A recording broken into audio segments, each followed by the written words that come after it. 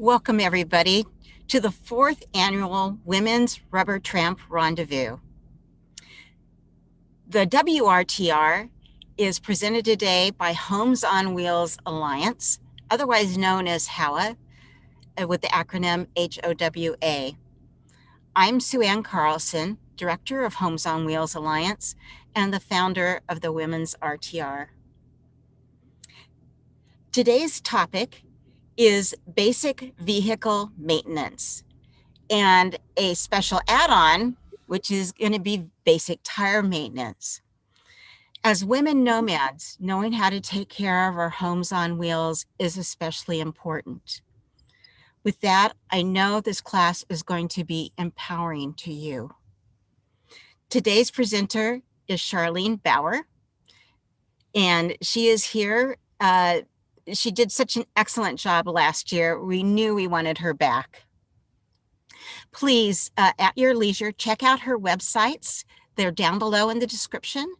It is Ladies Off-Road Network and Bauer Media. Charlene joins us today from Arizona.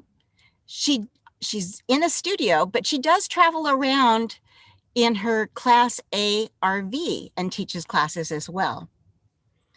Today's class, because we're essentially covering two topics, is going to be a little bit different. We're going to take the whole hour for Charlene's presentations. So no video questions for this class. So save your questions for Charlene, women, at the top of the next hour at 11 o'clock Mountain Time, and she'll be answering them in the text chat. With that, I'm pleased to turn you over in Charlene's very capable hands. Thank you. Thank you so much for that awesome welcome and introduction. And yes, last year was amazing meeting all of you ladies in Quartzsite. And I'm unfortunate that we're not there, yet it's kind of raining in Arizona, a random thing that happens here. So it's nice to be able to see you around the country and talk today about vehicles and engine care maintenance, just kind of that top level. I want to introduce myself really fast. I'm Charlene Bauer. I have worked in the off-road industry for over 27 years. Off-road meaning everything from dirt bikes to UTVs to ATVs to Jeeps. And I got to tell you, my first ever vehicle that I drove back and forth to high school was a van. Oh yeah, I was the cool kid in high school with a cool van. I mean, it had a 460 Ford motor. You could hear me coming. So I'm very much a part of this world as well. As she mentioned, I do have a Class A. I have a toy hauler. I have all kinds of vehicles as well that take me. I do.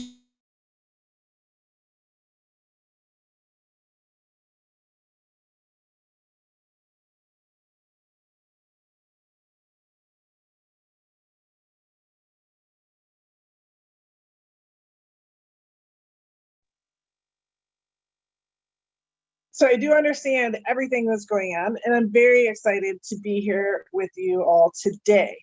All right, with that being said, should we start? Well, actually, let me give you one more tool for your toolbox, maybe a big one. Ladies Off-Road Network is what I have created over the last 5 years.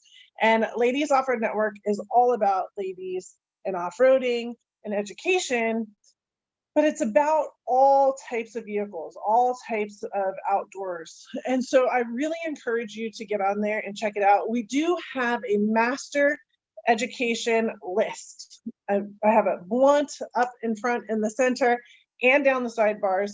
And so I also encourage you to just go and look at that, dig in deep, see what you can find. And even the topics that we're going to talk about today, they're expanded in there as well. So you have that as your toolbox always, right? We just need to keep adding to our toolbox. Either right here is my toolbox with all the actual tools in it, or online, because we got to make it to where we want to go next. Okay, so let's talk about questions next. I know you're going to have a lot of questions, and most of the time the questions that come up are, hey, Charlene, how often do I change my oil? Or what kind of oil do I use? Or when do I do this? Or when do I do that? Handy dandy owner's manual is where I'm going to send you, because quite honestly, I don't know. Every single vehicle is different. So I pulled out the owner's manual for my Jeep, and it actually gives me a maintenance chart. So always refer to your owner's manual, and it will also give you your fuse chart. And we'll talk about that in a second.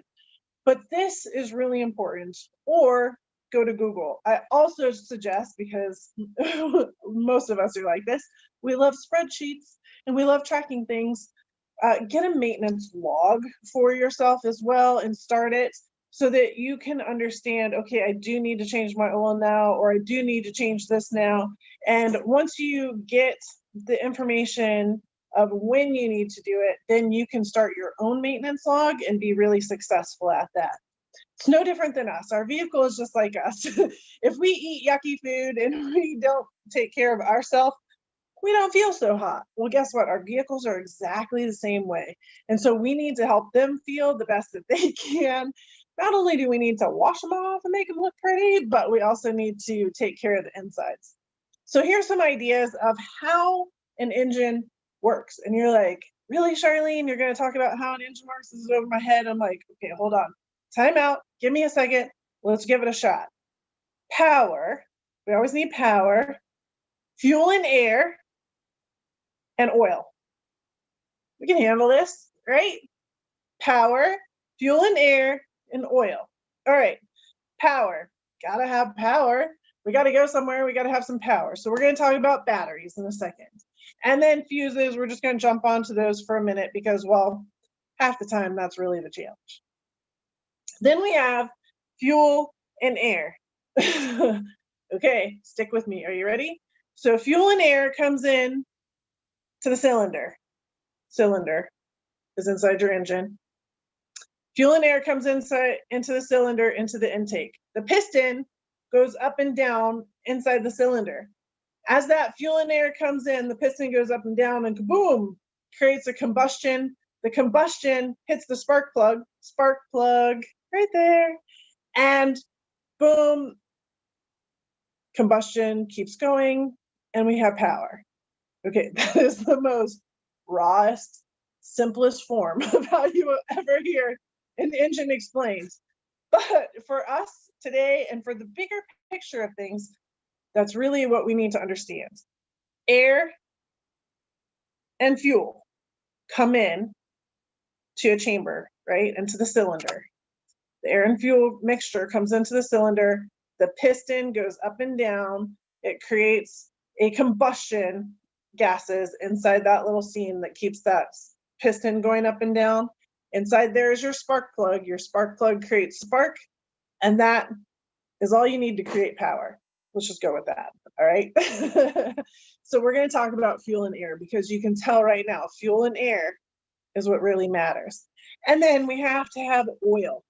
Oil is the lifeblood of what's going on. Oil is going to make sure that everything is lubricated as it's going through. No different than us wanting to put fancy lotion on. That's what our oil is doing for our engine. If we don't have the proper oil, if we don't have proper maintenance in there for keeping the oil clean, not letting it get all yucky and gooky, then everything's not running smoothly, and we want it to run as smoothly as possible. All right, you guys with me so far? Easy, right? Power, fuel and air, oil. Oh, and then the best news is they're going to let me talk about tires at the end, because tires and oil are two of your number one maintenance items. Yeah, I said two of your number one maintenance items. I know, you got to work with me here, all right? Okay, so batteries. Batteries are the heart of your operation. It's all the power. Well, kind of. So here's the deal. When you're going to go buy a battery, or if you have a problem with the battery, you have a date code on your battery. Sometimes they're cute little stickers that have the date on it. Those are the simple ones. Sometimes you have to look at these little punch cards that are on top of the battery, and they're a little bit more confusing to look at. Batteries do have a life. they only live for a couple of years or so. Every battery is different. So again, you're going to have to do the Google on your specific one that you're working with. But you do need to look at that code, especially if you're going to buy a battery. Look at the date code on it. Why would I want to buy a battery that's 2 or 3 years old? Now, most of the time, most auto parts stores are pretty good at keeping their batteries fresh. But if you end up in a small town, you end up in a weird spot, you end up in a predicament, that's one of the things that you need to look at. Don't just buy a battery, look at it, be intelligent and say, well, what's the date code on this thing? Has this been sitting here for 2 years? You know, it's a little bit better than the dust test on the top of the battery from that small shop. So that's something that I would always look at. Also, that will help you analyze if you have a battery that's going dead. Is it time to replace it or not? If it's a couple years old, you consistently are losing charge, it's time to replace it, ladies. That's just the reality. All right, there's different kinds of batteries. The one that you're most familiar with is what's called a wet cell battery. SLI are the words that go with it. It's the starting, lighting, ignition. Now, this is something that a lot of people kind of don't realize. Your battery is only helping you start the vehicle. When you turn the key, we need that battery to work. So it's the starting, it's the lighting, being able to turn your headlights on when your vehicle's not running, and your ignition, getting that igniter to ignite so that your vehicle can start. Once your vehicle is started, then the alternator is doing all the work. So when you're hearing about an alternator or your alternator is wearing out, there's brushes within your alternator. That's how it actually creates friction and creates power. So that alternator is doing the power while your vehicle is running. Your alternator is also recharging your battery, because when you went to go turn on your battery, you used a poof of battery power, right? Now that alternator is going, it's running. Not only is it running the vehicle, but it's recharging the battery. So if you're having battery issues, we need to look at the date code and see if it's just old. We need to understand if the alternator is not recharging the battery while you're driving, or maybe you're not driving enough, and so it's not recharging the battery, which could happen in van life, right? As we're sitting somewhere, or RV life, we're sitting somewhere, and so we don't have that alternator that is recharging back in. I have pro tips on that, but that's our RV class, which we have one coming up soon. So stay tuned to that with Ladies Off-Road Network too. Anyways, focus, Charlene. Sometimes I get out of focus. Sorry. The the wet cell batteries, what you can do, they have acid in them. And they're the ones that, again, we're most familiar with. They have little tops. There's 2 tops on either side of the battery.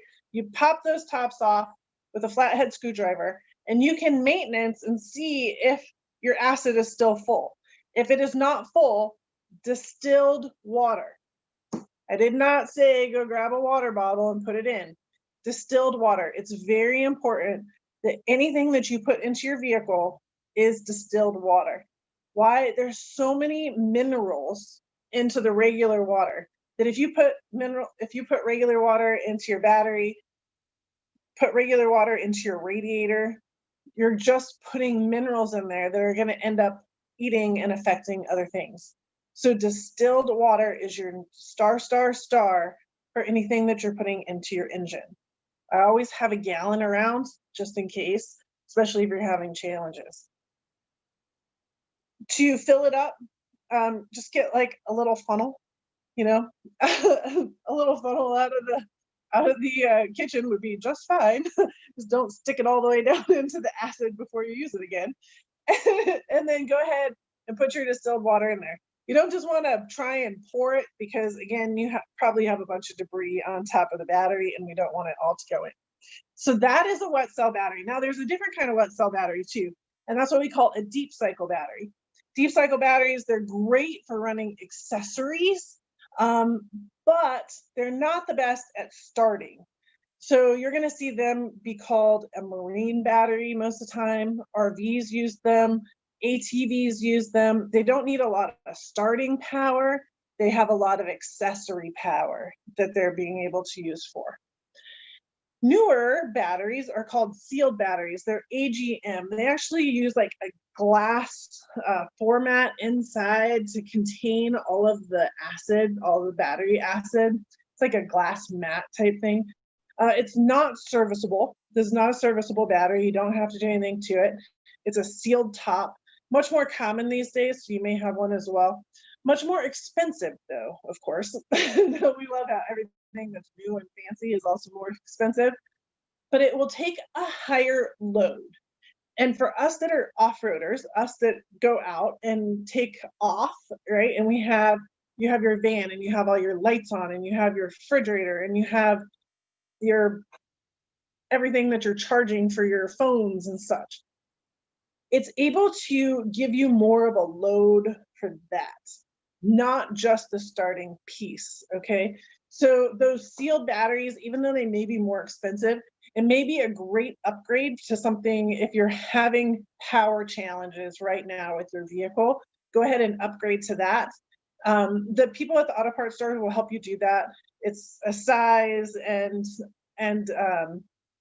a power issue, and where the terminals have to be and everything is all vehicle specific, but they can upgrade you from that wet cell battery to the sealed battery without a challenge. When you are disconnecting and connecting your battery, pro tip, always disconnect the negative first. Disconnect the negative first, pull it off, make sure it does not touch anything, and then you disconnect your positive. There's your pro tip on that one. I'd also say make sure you don't have any jewelry on. We are dealing with power. Let's be real about it. As ladies, we tend to have watches and rings and everything else, and that can conduct energy. So if you're going to be messing around with changing your battery, just do that very simply. It is not hard at all to change your battery. You can do it. You can do it. You can. The hardest part, ladies, for us, is pulling it out of the little area of which it is contained. Otherwise, it's 2 bolts, three bolts. You can do it. You can.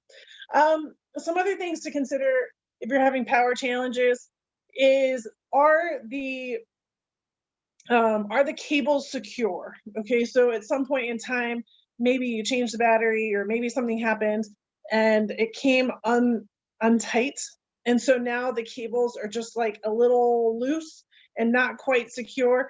And that is also going to cause you a lack of power. Not a solid connection. Without having that solid connection, you don't have that full power. So just make sure that you are wiggling those along the way. Corrosion around the terminals is another big one. We have the challenge here a lot in Arizona. We have the heat, and the heat kills batteries. I have never changed so many batteries as I have since I've lived in Arizona. Corrosion is also a part of that, especially on the East Coast. Our East Coast friends have a lot of corrosion that's happening. Corrosion, 2 little friends right here. It's very simple. Just get one of these wire brushes and some vinegar and go after it. You can do it. So take off the cables, get some vinegar, go after it with your wire brush. We're cleaners. Get after it, and then put your cables back on, and you will actually have a great experience. There is specific cleaner that you can get for corrosion. There's if you have some kind of a challenge where it continually builds up. I had a vehicle, I don't know why, it just continually built up corrosion. They have these little pads that you can buy at the auto parts store and put them on. So there's some additional accessories that you can get if you want. If you are a vehicle that does not move all the time, I use ATVs as an example all the time for this. Get a trickle charger. You want to keep your battery maintained and charging. If it dies, if you continually let your battery die and then charge and then die and then charge and then die and then charge, it doesn't like you. It's not gonna like you.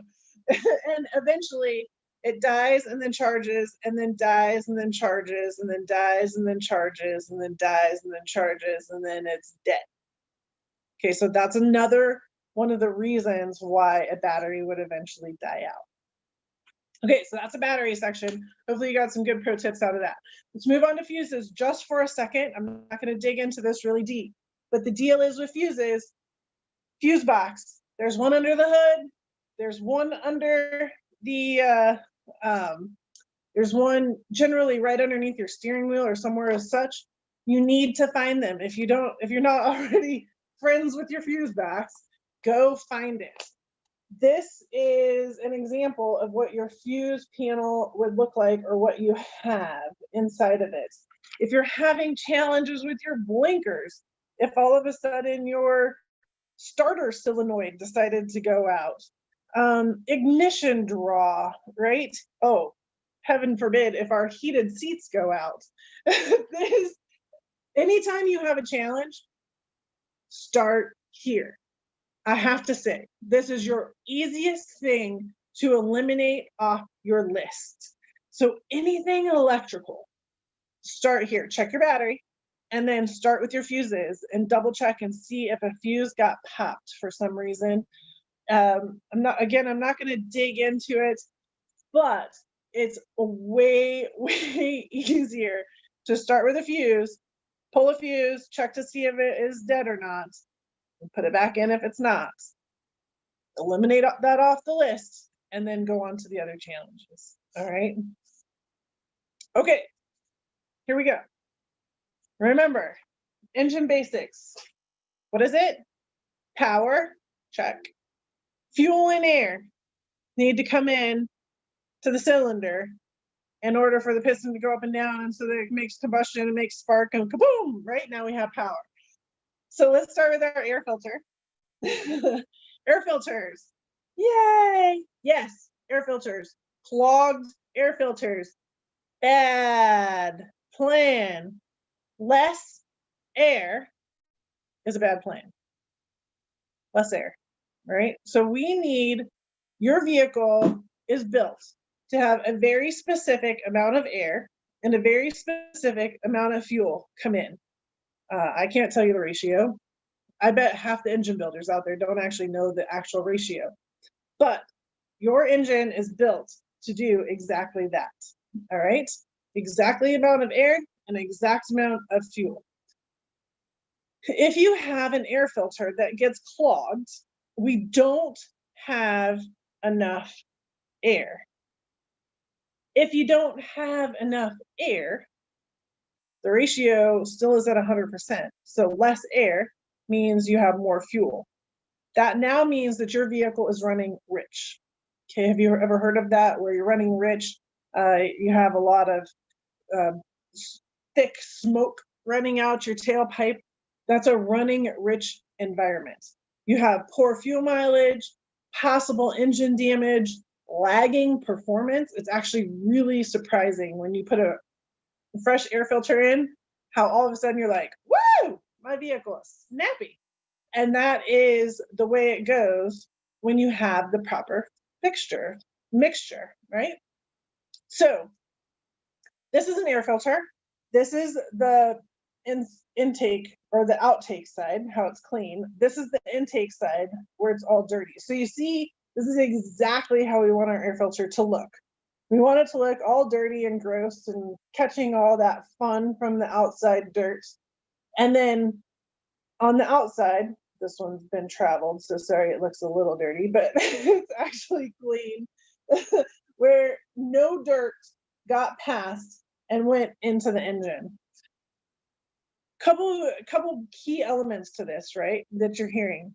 Number one, we don't want any dirt in the engine. If we allow dirt past our air filter and get it into the engine, now all of a sudden we got a whole nother set of issues. So when you're putting your air filter in, which again, ladies, 90% of the time, you 100% can change your air filter. Everyone's a little bit different, but air filters, for the most part, are very accessible and something that you very much can do. You can see how this is just a slide-in filter. I have to get the cap off. I have to pull off the air box lid to get this in and out, but it's a very simple thing to do normally. So you need to make sure that the seal is sealed at 100%. If there was anything that you need to double check, that's it. We do not want any air, any particles, any dust getting past our air filter. We really need to maintain the yuck on this side and the clean air coming into the engine from this side. So maintaining and keeping your air filter clean is actually really important. How often do you change it? That is, again, back to maintenance, but I will add one pro tip. So in our off-road world, and I talk about off-road world, like I take my Jeep down to Baja and we go running the trails for 5 days, as an example. I will take a spare air filter with me because, well, I'm hanging out with my buddies, right? And so my vehicle is sucking up a lot more dust than if I was just driving around town for 2 months. So kind of keep that into a consideration of depending on what you're doing. If you're doing something extreme where you know that a lot of dirt is going to be sucked up into your air filter, have an extra one. Do it more often. You don't have to necessarily always do it by the maintenance schedule, because I know a lot of you like to live off-road as well. There are paper air filters, which is this is your stock one. And then there's aftermarket reusable air filters as well. That would be something like a Canon air filter, which you've probably heard about. They are cleanable, they are oilable, which is nice because then you don't have to keep purchasing one. You actually just clean it. They do have increased airflow. That's their big claim on anything aftermarket in the air filter world, which will increase your performance, and it will also generally increase your fuel mileage. All right, so very easy to do, ladies. You can do your air filter. I have faith in you. Okay, next, what do we say? Air, fuel, right? Fuel mixture. Good news. Fuel filters are generally not on your maintenance list. Generally speaking, it's very awesome. Once a fuel filter is in, you don't really ever have to change it. Again, look to your manual. But this, just for eyes worth, is what we call an inline fuel filter. So you may have one for your generator, you may have one for different things, where you have a hose that comes in with fuel, and then it goes through the filter, and then it comes out filtered, right? Yep. Here is why I want to talk about fuel, though, because fuel, we still have challenges with fuel. Debris in your gas, that's a problem. If you have bad gas, if you end up at a bad gas station, something happens where their filler doesn't work up correctly. Okay, own up to it. When have you ever left the fuel cap off when you left the gas station, right? You get debris into your fuel system. Water could potentially get into your fuel system. Bad plan. That's not a good idea. So the fuel filter still has to do a lot of work, but it's a very rare moment when it actually gets clogged, especially nowadays because the fuel has been processed so well. However, if you are feeling like your vehicle is running lean, then you have a fuel filter challenge. Lean, why do we say lean? Air, fuel, mixture, right? You have now less fuel, more air. So that's a lean mixture. That's where you're blowing white smoke, not black smoke. Black is a rich, that has too much fuel in it, right? Lean would be white smoke, and that would be too much air in it. So clean fuel filter, of course, helps with your fuel economy. A dirty fuel filter is not going to help you out at all. It's just clogging it up. Something else I would mention about gas is get into the habit. If you're one of those people that likes to like run it all the way down under get out of the habit. I know. You probably have tried multiple times. This might be your 2021 resolution, but get out of that habit, because what you're doing is you're also getting all that sediment out of the bottom of your fuel tank. And you may not be thinking about it in that way. So if you're that person, come up to at least E, all right? And keep that sediment at the bottom of the tank. Let's not throw it through the system and into the vehicle. Another thing is old gas. Old gas these days is not meant to live for a long time. So if you have dirt bikes, if you have ATVs, if you have a generator, something that, sorry, I'm gonna set that down, something that you are not using all the time, or a vehicle that might sit for a while, run it. You don't want the gas just to get there. It tends to glob up. It turns to just turn into a bad plan. So if you are going to put a vehicle away, like an ATV, a generator, something, at minimum, drain your carburetor out, get rid of the gas out of a space where it could clump up and cause issues. Fuel additives. There are a lot of fuel additives that are out in the market today. Are they all great? Are they all necessary? Are they all needed? It depends. Sure, good plan, bad plan, whatever you want. Injector cleaners, fuel stabilizers. There's a purpose and a reason for all of them. Do you need to use them? Depends on if you're having a challenge or not. The reason it's a fuel additive, though, is because it's the best point of circulation, right? You put in that can of injector cleaner as an example, and what happens? Well, now we know air and fuel go together. You go into the cylinder, piston goes up and down, the injectors are right there, right? So it's cleaning that cylinder wall, it's cleaning the injector, it's getting all the gump, all of that bad gas, all of the everything that's kind of come through the air filter, and getting it all cleaned out. So that's what's happening, and that's why you see a bunch of fuel additives that are coming in through that route. A fuel stabilizer, that's one where if you're going to just park your vehicle for 6 months, put some fuel additive in it. That's going to keep it from, or excuse me, fuel stabilizer. That's going to keep it from maybe gumping up. Same with your generator situation. If you have something along those lines, that the stabilizer keeps it from hopefully turning super old. Another pro tip, octane, fuel octane. High octane. So we have, what do we have? 92 is our high octane, right? 87, 85. That's what I'm talking about. When you go to the gas station, you have to pick 1, 2, or 3. 85, 87, 92. Okay, 92 is what's our high octane. Now, of course, there's higher, there's 110, there's all kinds of fun out there for our race engines and stuff. Well, let's just go to the Shell station down the street. High octane gives you more resistance to pre-ignition. So this is a pre-ignition part where you're starting it, but also in that igniting section, it really means the igniting, pre-ignition, the igniting of the spark plug. Okay, we don't want it to ignite before we need it to ignite. Yeah, there's a lot of words that go along to that description. Just work with me here, okay? So this is the short version. This is the short version. But you guys are doing good, yeah? We're still here? Okay, so high octane has more resistance to pre-ignition, like it's on task. It knows what it's supposed to do. High compression engines need high octane.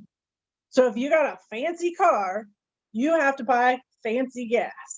Okay, there's one way of saying it. So if you have a fancy car, you need fancy gas. Again, we're going to our owner's manual for what we need.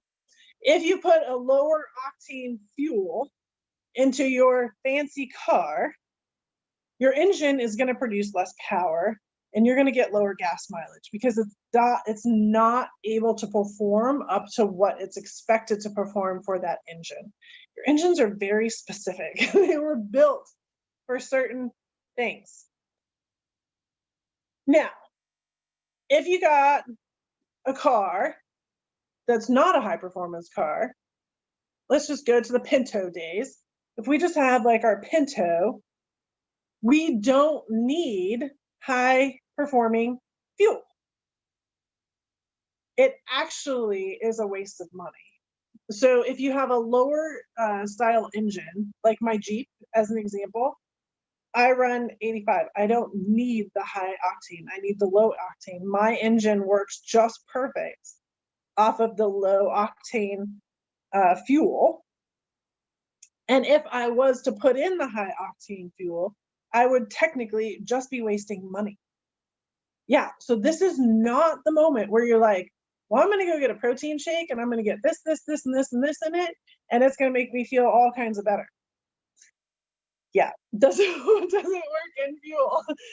You either put in the high stuff because you need the high stuff, or just put in the low stuff because it's never going to use all of this. It's not going to use that soy, wheat, whatever in your protein shake. So just go ahead and invest in the low and go for it. Sometimes you're like, ooh, I'm going to go on a long trip and I want to go faster. So I'm going to put high octane in and we're going to like get there 5 minutes faster. Yeah, it doesn't work that way, ladies. Sorry. So save yourself the money, understand what fuel your vehicle needs, and then save yourself the money on what it actually does need. Interesting moment. Have you been in the mountains, and have you ever noticed when you go up high, go to Colorado and go hang out, that you go to the gas station and it's no longer 85, 87, and 92. What is it? Is it higher? It is, isn't it? And that is because as you go up in elevation, you'll see the numbers change at the pump because you need more octane. All right. So actually it goes down. Sorry. It goes down. So don't confuse yourself. Here's the pro tip. If you're going to stay in the mountains for a while, you know which button you push. The low one, the middle one, or the high one. Keep pushing the same button and don't worry about the number. If you are just passing through the mountains and you just coming through and I just need to fuel up really fast, then you can pay attention to the number and you may need to upgrade to the middle if normally you get the low. All right. So there is another pro tip on octane. Hopefully that saves you a couple dollars. Sorry about the luck on not being able to go any faster by just getting the next octane. Okay, you guys still there? Are we good? Here we go. So where are we at? We have engine basics, right? We did power, boom. We got ourselves going. We got fuel and air. So now we're combusting and now we have spark and now we have power going forward. But we got to keep everything running. We got to keep everything going. Here's a bearing as an example, right? Here's a bearing. We got to keep all these little guys moving and doing everything. Look at this. It's all rusty on this side and it doesn't want to roll. That's what we don't want. So oil is our friend. Oil is like us putting on our awesome Victoria's Secret lotion on the outside, right? But really, oil is the lifeblood of your operation. You need it. You need it good. You need it perfect. You need it. You need it. You need it. Keeps everything pretty on the inside. So there's two things, ladies, that you need to stay on top of on your maintenance schedule. One is your oil changes and two is your tires. We get to talk about tires next. So checking the level of your oil is really important. I would do that as you start off before a big trip or something. Or if you know you start to have a challenge, if you start to see something happening. So to check the level of your oil, you pull your dipstick out. And again, your dipstick's in different places on each one. Pull it out, you wipe it off. Then you're going to put the dipstick back in and pull it out for a second time. This is a really important technique. You do not read your oil on the first time. Hey, we've just been bouncing for how many hundred of miles? And so the oil has been going up and down in the dipstick tube the entire time. You just pull it out, you're like, oh, look at that, it's full, great. And then you put it back in and you're off you go. False reading. It's been bouncing up and down in the tube for however many miles. So go ahead and put that back into the tube and then pull it out again. And that is when you reflect and you read at the end of the dipstick. And the end of the dipstick, it usually has a little bulb on it that will say full or low. You can read it while it's cold or hot, doesn't matter. It will read either way. And then you can see how your oil is sitting. If it's at the low level, girl, you need to get some oil in there, right? If it's at the full level, boom, we're good. If it's somewhere in the middle, we need to figure out what to do. What's the best course of action? You do want to keep it to the full as much as you can. Are you working with a company where they have a free top off series? You can always look for that when you get your oil changes. Some of the companies now offer free top offs. So you can go back in and they can just top it off really fast. Like, it's not time for an oil change, but you still need to maintain that level. Or you have a quart of oil and you go ahead and pour in some of that. And then of course you're going to check and make sure that you're full. You don't want to overfill. That's another problem. You don't want to get so far. It's just like wearing going scuba diving. Think about scuba diving. And you're like, okay, I can go right here. And this is the perfect level. So this is full. And then, yeah, not a good plan, right? So you don't want to overfill your engine with oil. You want to just fill it to where it belongs.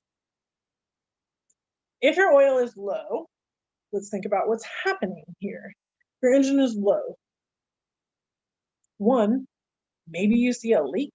That would be really convenient because then we can trace it and then we can figure out what's going on. And we can understand why it's low and what's happening. Your engine is probably struggling at that point if it's low. You're burning more oil to compensate for something that's happening as well. So if it's leaking, your engine is then working harder as well because more air is getting in. A leak also means air in. Think about that. Clogged air filter can cause oil to burn more because it's working harder. So there's a lot going on with why oil would be disappearing. The easy one is if there's a leak. The harder ones are the internals. But again, think about just the general maintenance. How long has it been since I changed my oil? Is the oil so sludgy and gross that it's not in there cleaning and maintaining everything effectively? And so the engine is having to work harder, and so now it's burning it. Is the air filter clogged, and so now the engine is working harder and it's burning it. So there is some maintenance stuff that can happen, but there's also a lot of other awful challenges that could happen too. Your visual when you're checking your oil is also to see, when you're looking at it, is there any metal flakes in the oil? Metal flakes in the oil, bad thing. Go see a mechanic.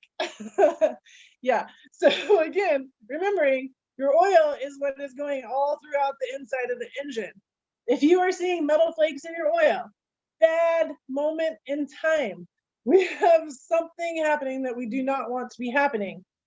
But the best news is you've been proactive about it. You found those metal flakes ahead of time. You went and found a mechanic that can understand and help you figure out what's going on so that you are now not on the side of the road when something catastrophe happens. So back to very intelligent moments of not only checking your oil for that you have enough in there, that it's all happy, but also being proactive on any kind of challenge that you might be having going on.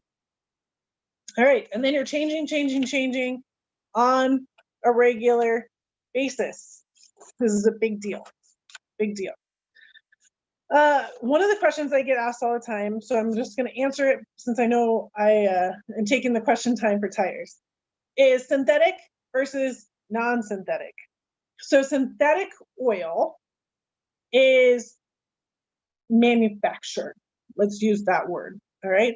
Synthetic oil is refined, it's built. It has lower levels of friction, and it has lots of additives in it, including cleaners. So a synthetic oil something like AMSOIL, this is actually full synthetic, meaning it's 100% manufactured. Everything that goes into this oil is built in there to make your engine happy, happy, happy. Keeping those cleaners, keeping those additives, keeping the lubrication going through it. That will also decrease the level of frictions.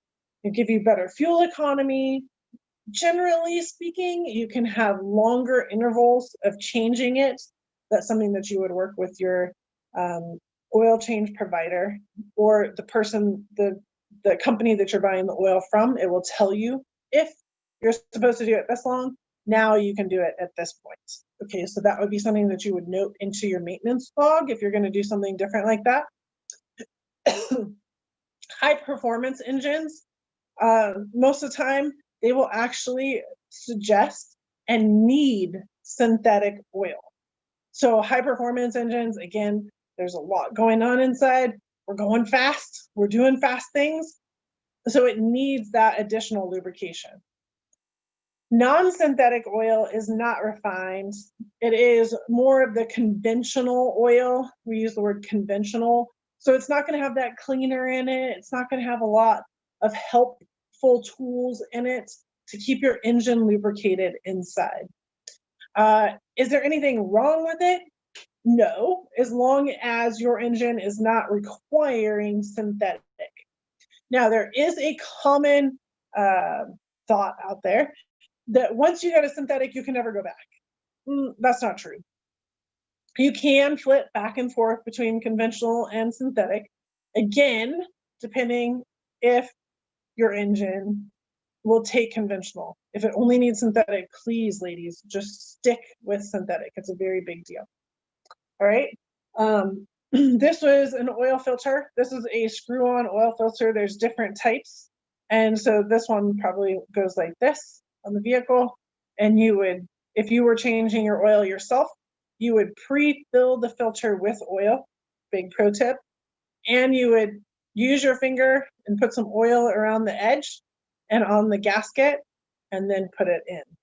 Okay, so pre-filling your filter if you're doing your own oil change is a big pro tip. Awesome. How are we doing? Are we having fun yet? Okay, I'm moving on to tires, because if we have an engine that is running spectacular, the only other thing that we need to really get where we're going is tires on the ground. So here's a cutout of a tire. This is a BF Goodrich tire. And here is the inside. I think it's always really awesome to show you all the inside, because it's something that you don't usually get to see.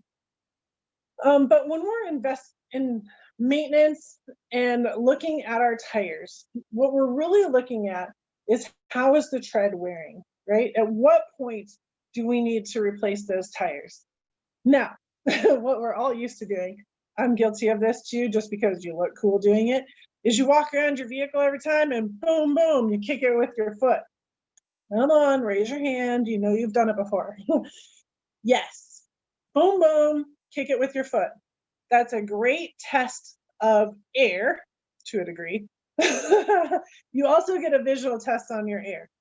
Keeping your tires aired up correctly on all four corners is actually really important. Think about how if you had, I don't know, 4 different people in a boat, 1, 2, 3, and 4, and one person is rowing super hard because it's aired up too far. One person is rowing like because it's not aired up enough. And all of a sudden we have all these different friction rates and we're going this way and that way. Well, believe it or not, even though you may not feel it, although you may, keeping your tires aired up at the same consistency is actually really important. It's going to keep your vehicle moving straight, and it's also going to wear on your tires. Now, the tires are these big black things that go round and round and round. We don't really think about them, but they are the only thing touching the ground. So when you're looking at your tire, I look at my tires every time I get fuel. One of those things, you're always doing a visual inspection of your vehicle. So I go and I look at my tires and I say, okay, how are they wearing across the edge? Are they wearing flat, or is it wearing to where it's starting to bow, to where it's having issues? I've seen them where sometimes just this one side is starting to wear. If you're starting to see just one side wear, then you have a alignment challenge more than likely, or something starting to go out in your steering components, okay? In your drive components. Your tires give you a lot of information if you're looking at them properly. Tires are also important because as you look at the wear, these are what we call sipes. They're cut into the tire block. This is a sipe. This is for an all-terrain tire. This is the all-terrain tire. So as a sipe is cut, that allows it to be a snow-rated tire. All right. But some companies only cut their sipes to halfway through the tire block. So if your tire blocks start getting worn down and all of a sudden you can't see your sipes anymore, you now have a completely different tire on your hands. So you also want to be looking at when is it time to change your tires and understand what's happening with them. So the sidewalls of your tires are really important, especially as you're dealing with heavy vehicles, van life, right? It's great and it's awesome. And then guess what? We're girls, so we overpack just a little bit. And so we need all of our snacks and we need all of our cool stuff. Well, the more and more and more weight that you put in your vehicle, the more and more and more pressure that you're actually putting on the sidewall of your tire. So although you may not think about the weight that you're putting into your vehicle, other than maybe for fuel efficiency, there is that too, right? Also think about what is it doing to your tire on the outside? Do I need to fill up my tires more if I put more weight in? Because it's pushing down, right? It's pushing. As you have more weight on your vehicle, it's pushing it down.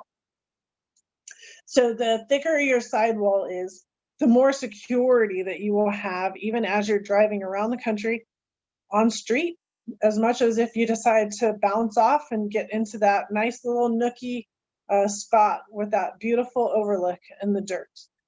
So this sidewall is really important when you're going to purchase your tires. And then of course your tread pattern is also important. Something to keep into consideration. This is an all-terrain tire versus this would be a mud terrain tire. With driving on the road all the time, a lot of people do talk about noise, tire noise. And the noise actually comes from the gapping between the tire blocks. So as you can see in this all-terrain tire, we don't have a ton of gapping in between the blocks. And this one over here, the all-terrain tire does have big gaps. My fingers fit in between them, right? That's where a lot of that noise is coming from. So if you're in the market for tires and you're like, man, my tires are just always super noisy. One is because of potentially the gapping, and two would also be potentially because of the compound that is within it. So those are a couple of ideas to think about as well while you are purchasing tires. Some other components to a tire that I think are a lot of fun to understand, we can kind of geek out for a second, is, so again, this is an all-terrain tire. So I showed you this is a tire block. This is a sipe. The sipe allows it to become a snow rated tire. That's what the sipe allows it to become. For us off-road folks, just as a future moment, instead of it just being one big tire block going down the trail, we also have additional grippers, right? So all those sipes become additional grips on the trail.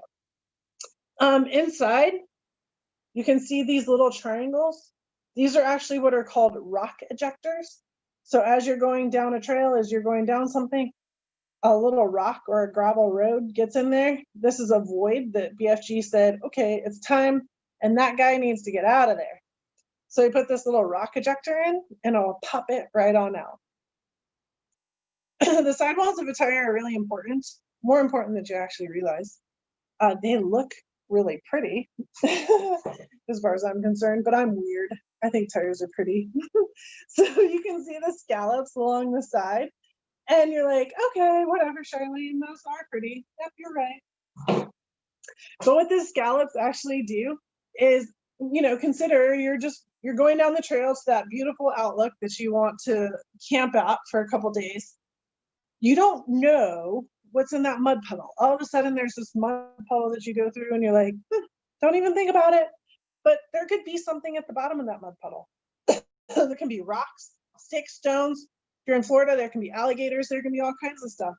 So what these do is these actually are deflection devices. So yes, they look pretty, but they're usable. So they're deflecting things away from the sidewall of your tire the entire time. These little lines right here. Yeah.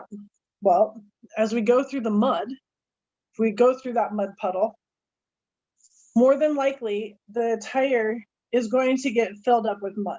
This is an all-terrain tire. That's kind of its reality. Our mud terrain tire, it's not going to get as filled with mud because we got bigger gaps in between. So it's going to clean itself out a little bit better. But more than likely, this is going to get filled with mud. Well, what these guys are called mud phobic bars. Yep. Mud phobic bars. So air comes up underneath with this little trigger, and it pushes the mud out from each one. So you'll also see where this has an up, down, up, down, up, down ridge to it. There you go.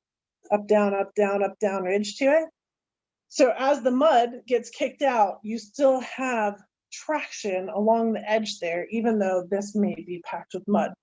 So it's not a mud terrain tire, but you can still get somewhere with it. These are also mud and rock pushers as well. And then you have your sidewall. Your sidewall is really important as far as thickness goes. The thickness that we were talking about, this is an all-terrain tire. So your little car, like your little Mazda car that might be sitting out front, you may have 9 to 12 layers-ish of thickness here, of things. There's all kinds of stuff that goes into tires that you don't even realize goes into tires. This, about 32 layers of goodness is what's putting this together. And then, here, I'll give you this example. If you look at the all-terrain versus the mud terrain tire, and remembering our thought process on weight and aggressiveness, look at the difference in the thickness. I'll put my finger at the same spot. Look at the difference in thickness of the sidewall. So something to really consider. Weight is a major issue. As we do off-roading things and as you guys load your vans and your houses to go to fun places, always consider the amount of stuff that you're putting in and the load that you're putting on your tires as well. So in conclusion, I really hope that you got something out of this today. It was a lot of fun talking to everybody. Engine basics, ladies, you got this. Power is our batteries, it's our fuses. You just got to keep them maintained. You got to keep it happy. Then we have fuel and air. Our air mixture comes in, our fuel mixture comes in. We need them to be at the right space, at the right level. We got to keep our air filter clean so we can keep good air coming in. We need to keep our good gas coming in and maintaining the right type of gas so that our fuel and air can combust in that cylinder and so that the piston and the spark plugs and all that can do its thing. Yes, you do need to change your spark plugs along the way, especially if you end up in a lean or in a rich situation along the way, you will need to clean your spark plugs. Get a new set of spark plugs. It's also a maintenance item, and it's also in your maintenance book. And then your oil. Oil, oil, oil, oil, oil. Keep it clean, keep it happy, keep it lubricated, keep it good. There's lots of awesome oil out there. There's lots of awesome opportunities for you to be successful with oil as well. Build a relationship with the person that's working on your vehicle. Make sure that if you're not doing the oil change yourself, that you have a consistent routine to where you're getting the same oil filter, and keep everything clean. So that, ladies and gentlemen, is Engine Basics. If you have any questions, I'd be happy to go online with you and talk about it. Again, you can go to Ladies Off-Road Network, and I do have a very significant education master list that you can join in with, and go there and start clicking away. It continues to grow all the time. So never hesitate to come back. Or if you have a question, never hesitate to reach out to me there. And if you have the question, other people probably have the question, and I should put an education master sheet together as well. We are doing a lot of fun education on Bauer Academy that will be coming out this year. So you can go to Bauer Academy and sign up for our mailing list.